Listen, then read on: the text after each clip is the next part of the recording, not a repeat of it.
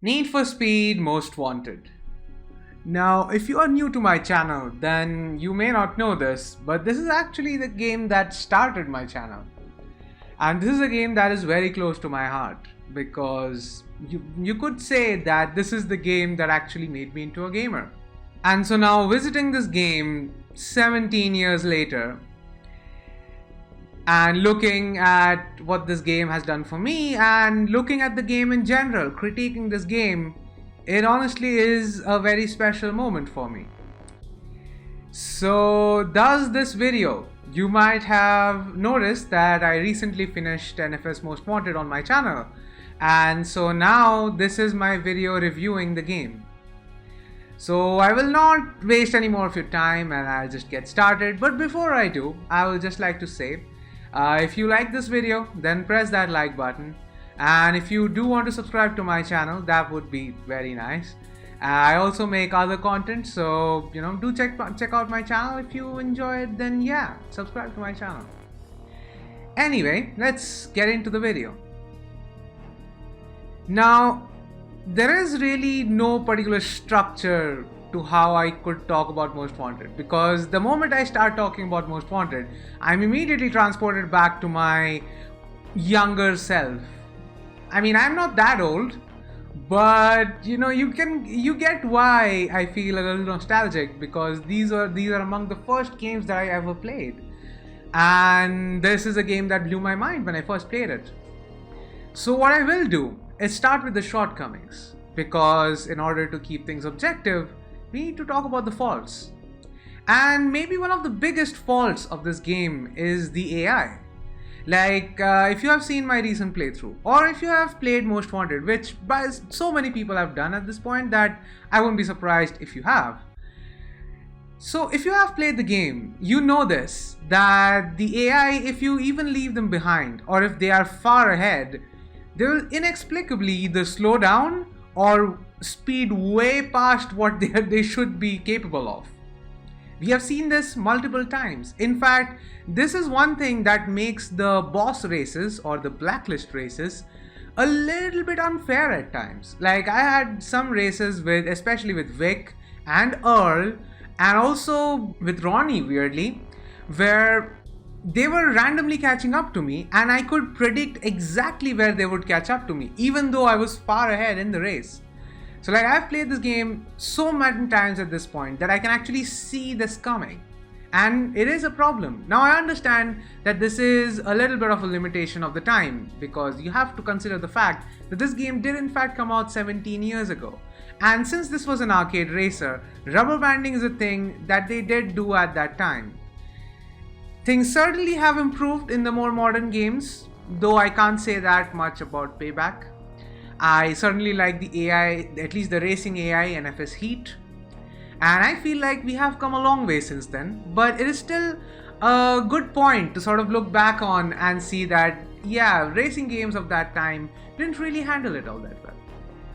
Another negative, I would say, is the complete lack of police in the Blacklist races.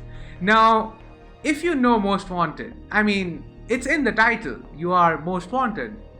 The police is almost constantly after you. Yet, in all of the Blacklist races, the police aren't. And I find that rather odd, like with Cross, with how angry he is all the time, and with his mission of hunting down all of the Blacklist. It's weird that when the Blacklist members are racing, he doesn't appear at all. So that is something, once again, I can understand why they did it, but it's just something that if they ever remake the game, I would like them to add police chases to the Blacklist races as well. Another negative I would like to say, and you might be thinking, why is he just talking about the negatives? Don't worry, I'll talk about the positives. One of the negatives is that the difficulty curve in this game is very weird. Like, there are some very stupid difficulty spikes. I would say the first two Blacklist members, them being Sonny and Kaze, they are generally very easy. But then you get to Vic, and he's weirdly difficult.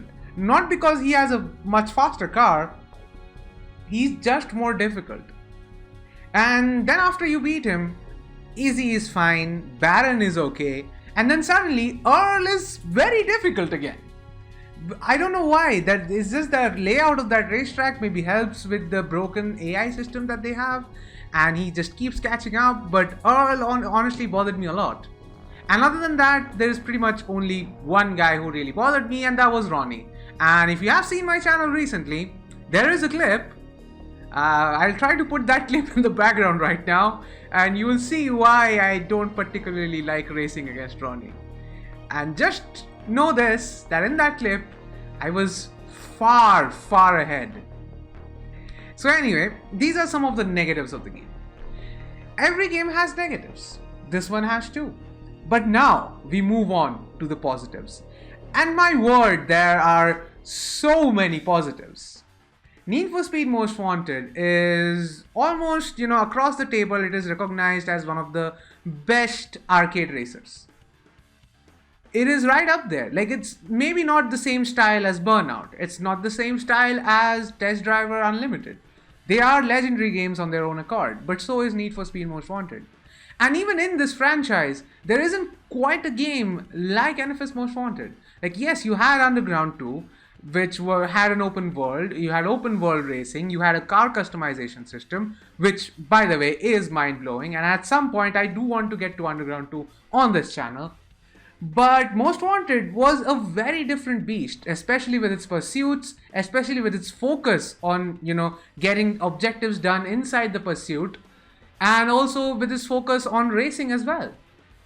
In my opinion, it really balanced both of those things, because in the subsequent games, namely NFS Carbon, and even to some extent NFS Undercover, these things didn't really matter all that much. Like the pursuit in NFS Carbon, it was pretty much the same because it was a similar system that was being ported over, except the focus wasn't there. The focus was more on racing, which is fine, except I really like the pursuits. So Most Wanted, in my opinion, got that balance absolutely correct. And Most Wanted, in my opinion, has done something which no other racing game has ever really pulled off, like proper police pursuits. You can say Hot Pursuit got close, and yes, it did. And when I say Hot Pursuit, I mean the older ones, not the newer ones. So yeah, among the newer ones, I would say Heat, it really has good pursuit AI, and I feel like Heat is sort of a spiritual successor to that NFS Most Wanted game, because honestly, the police, the aggressiveness of the police is like really good. Now, you might be saying that why is NFS Most Wanted not a spiritual successor to NFS Most Wanted? I mean, there is a game literally named Most Wanted, and it came out in 2012. Well, we don't talk about that game at all on this channel. Okay, it wasn't that bad, but you get my point. Like, it disappointed me very much. Anyway, moving back to the positives though, the handling model. Now you have to remember, this is an arcade game from 17 years ago. And when I play this game, and when I see the way the car handles, it can still hold up against most modern arcade racers. In fact, if you were to release this, say, on a Switch or something, it wouldn't be out of place at all. So that is a great thing. Now we move on to other positives. The music. Excellent choice of music. Plus, the soundtrack itself that was composed for this game by Paul Linford and Chris Renna. I'm sorry, I might get those names wrong. I don't actually know how they're pronounced. But the soundtrack that they composed, especially for the pursuit, is excellent. Like, don't believe me? Put the Most Wanted soundtrack on. It's available on Spotify. Put the pursuit music on and go for a drive. Let's see how that affects you. It is positive, by the way. I have done that, so I know this. Anyway, moving on from that as well. I mean, even the other aspects, the entire Blacklist system, where you first go in with your M3 GTR, and I'll get to that because that's a huge positive. I'll get to that specifically. So you go in with the M3 GTR, you lose it to that douche called Razor. Clarence Callahan is his name. So we lose it to him, and then we have to go back and earn our car. We have to get our car back. And that honestly is a great motivation because it is a great fucking car. That brings me to one of the biggest positives of Most Wanted, which is one of the most iconic cars if you consider video games, it is one of the most iconic cars. The M3 GTR, the E46 version of the M3 GTR that appeared in NFS Most Wanted. It got everything right. The audio was perfect. The looks were perfect for this car. And yes, when the first time when Cross stops you on the road and says that they are going to check if it's street legal, of course it isn't street legal. It's a fucking race car. It's not even street legal. It wasn't supposed to be driven on the streets. There is a model of the M3 GTR with the V8, a detuned version of V8 that was actually made for the street, but they were very little. Like, there were like, I think 6 or 8 models total that were made, and none of them had the body kit on, which obviously the race cars did. So this is a very unique car. The way the car looks, the livery, everything is absolutely phenomenal. And honestly, that's the moment I fell in love with that car. The first time I saw that car, the first time I drove that car in the game, I absolutely fell in love with it. And that's one of the reasons why I actually want to own an M3 E46 at some point in my life. Now I know obviously the main E46, the non-GTR version, it only has a 6-cylinder, an inline 6 if I'm correct. It doesn't have the V8, and that's fine. It's not like I really want the V8, and it's just that I really want to know how the car drives, you know? Because after seeing this in this game, I absolutely love how the car looks, and hopefully one day I can fall in love with how the car drives. So yeah. Now I know so far this video hasn't really been structured. I know that because it's difficult to review a game that you are so heavily invested in, because how do I review a game like this? Because it means so much to me. It has its flaws, and yet I can't think about its flaws. I can only think about the positives, because every time I think about this game, I only think about the positives. I only see the positives. The negatives never really appear to me. I am so in love with this game that I cannot think of the negatives. In a way, I am in a similar situation as I was when I was reviewing Assassin's Creed 1. And to that end, I will do exactly what I did in Assassin's Creed 1 and not give this game a score. Because I can't. I don't know how I will rate this. This is one of those games which I simply cannot rate.